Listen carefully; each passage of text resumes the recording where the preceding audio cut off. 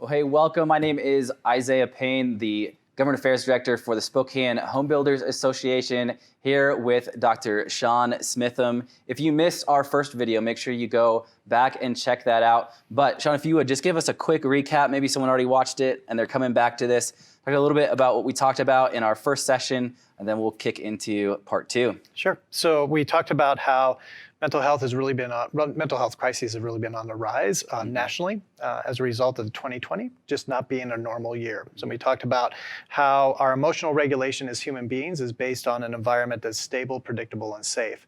And as those environments start to get less stable, less predictable, and less safe, we have very predictable challenges when it comes to emotional regulation, including depression and so on. And then we talked about how holidays just add to that. So holidays are another layer of stress, if you will. Right. And then we talked about how the two combined, disrupting our schedules, disrupting our usual routines, can really throw us into a tailspin where we might be experiencing more depression, including suicidal thoughts. Right. One of the quickest ways for us to start to feel or start to stabilize is, again, if we focus on those things we have control over. So if we focus on our sleep schedules, if we focus on our eating patterns, our meal schedules, and we focus on just staying active in some way.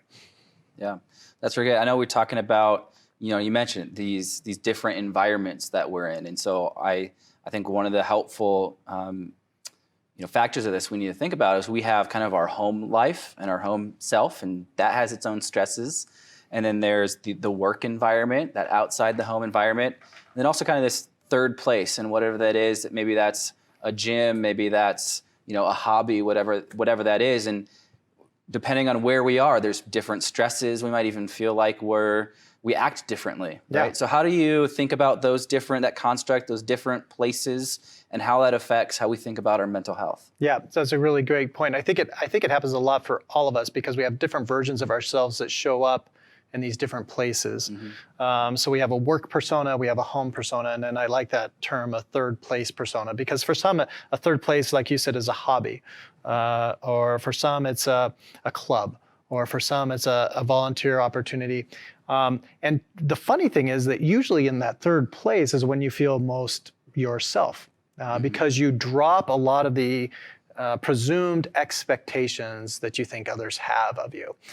What happens at home and what happens at work a lot is not only are you dealing with the day-to-day demands, but you've got this template, this script of how you think you should show up or how you think others think you should show up. And that is a lot for your brain to try to process. So if you imagine your brain as a computer that's trying to run all these programs simultaneously, it's already running the COVID program, it's already running the holiday program, and now we start to add in more demands on top of that. Pretty soon things get really sluggish and start to break down a little bit. So I think separating it out into those environments, home, work, and then my third place, and starting to get curious, how is it that I show up in those different places, and why might that be?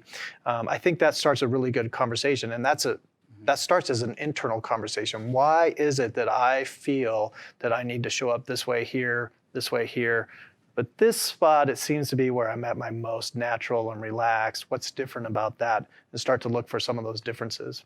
Yeah, and I really think it's important what you brought up, kind of the expectations that others have for us, that we have for ourselves, that we think other people might have for us. And it's certainly important to have that mental health conversation in all of those environments. Yeah. And so I think it's specifically, as I'm thinking about the workplace. Mm-hmm. So there are certain expectations and roles people have, and certainly stress and demands. Can you talk a little bit about that workplace environment and how we can have healthy mental health conversations in that environment, and maybe what things to look for inside that? We could take a really extreme example, say in Japanese culture, actually.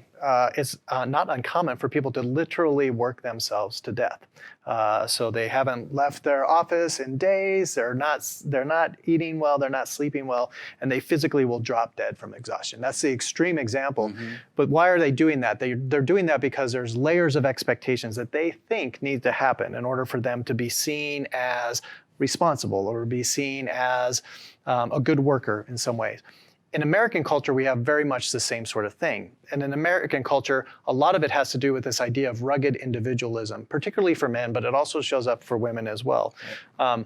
Where we think that when I go to work, I can't be a human being. I have to be John Wayne. I have to be John McClane. I have to be the guy that has it all handled and is dealing with all the situations. And because I think that way, that's one of the biggest barriers for me to actually talk to my coworkers about what's going on, honestly, in my life. Mm-hmm. And that is a really huge impediment towards how people can deal with and manage their own emotions. We talked about it in the first episode, mm-hmm. but human beings are not designed to manage their emotions in isolation. Human beings are designed to co-regulate. So I ask you how you're doing because I notice something's different about you, and you tell me honestly about that. And as we start to have a conversation about that, our emotional states are co-regulating one another. In the work environment, very often we chop ourselves off from that, and we say, I have to deal with my own stuff all the time. And so I think that's one of the things that makes it challenging in a work environment. Same sort of thing happens at home, but right. for a different motivation, right? So if I'm the husband and I'm coming home, I don't want to burden my spouse. I don't want her to have to worry about things, whether it's finances, whether it's my emotions or whatever. Mm-hmm. But again, I've cut myself off from one of the most reliable ways for me to start to manage or regulate my emotions. And I'm also robbing my spouse of her opportunity to co-regulate emotions on the other side of things. Yeah, I think that co-regulation, I think, is a really helpful. We're helping each other, even if you're listening to someone or if you're sharing. It's a reciprocal relationship. That's right.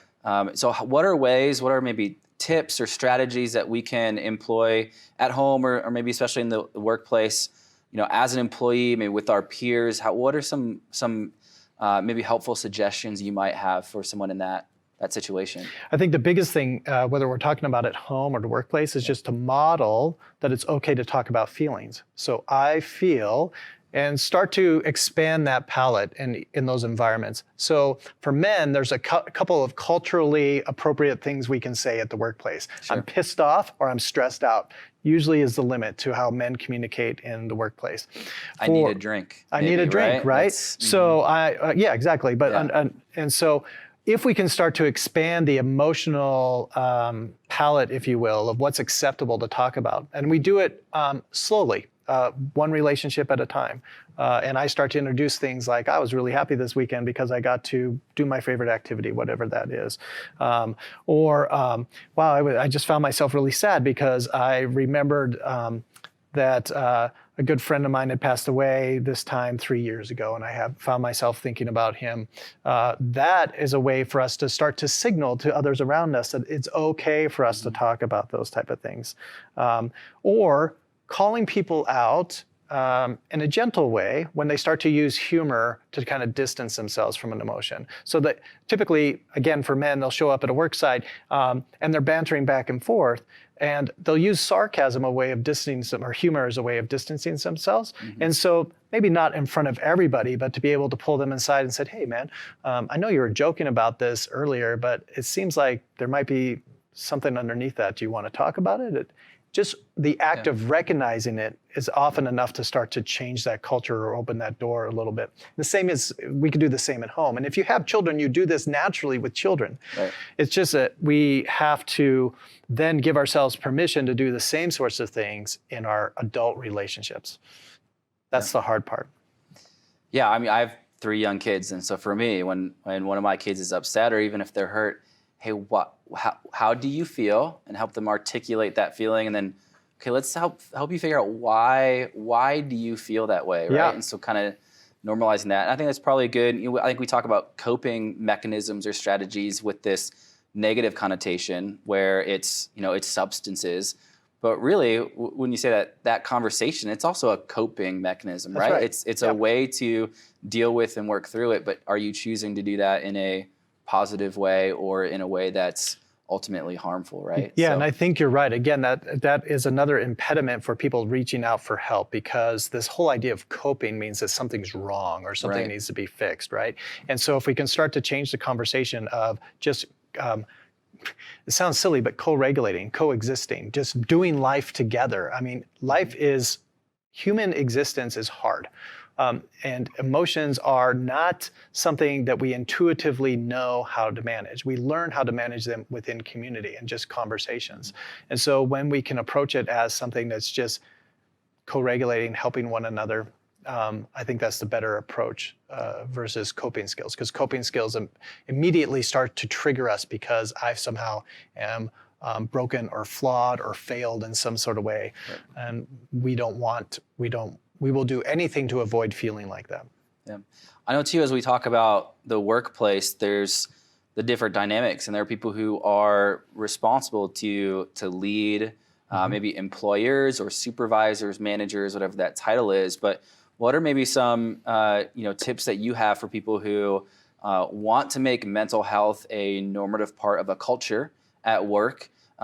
Where do they start? How can they build something like that to help provide that environment and space for people? Again, I think one of the first things is just to model that. But then I also think making wellness a focus. And you can do that in a variety of ways. You can do it in really structured sort of ways. You're rewarding employees for having a gym membership, or rewarding employees for meeting certain health goals. But doing something that allows them to see, like, I'm invested in you as a human being and I want you to be healthy. And so how can we do that? Even something like, if you're going to have potlucks at the work site or have food brought into the work site, just being able to model, like, here's some healthy choices for you. So I think that goes a long way towards changing that kind of culture. Can't think of anything else.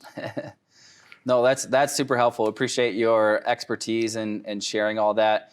I do want to make sure we don't, at the end of this conversation, this segment here, certainly if you're watching this and you feel like, man, I have something going on that I'm not really sure how to deal with, I need somebody to talk to, I need someone to text, and you don't feel like you have someone in your life right now that you can go and do that with, we'd love to provide you some resources. Do you have those numbers with you again that we can make sure we share? If that's where someone's at, we want to make sure we provide that resource. Yep. So if you're more into text messages, you can text 741-741. That'll give you 24/7 access to a crisis counselor who will text you back and forth, just to make sure you're doing okay and to help guide you on the next steps.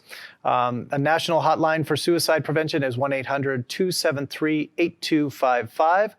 And the regional first call for help number here in Spokane region is 877-266-1818. If you cannot remember any of those numbers, it's always okay for you to call 911. 911 operators will direct you towards the most appropriate resource. Yeah. Well, thanks again, Dr. Smitham. Appreciate you sharing your expertise with us. Thanks for joining us. We have one more segment that we'll be having coming to you, so make sure you check that out. We'll see you then.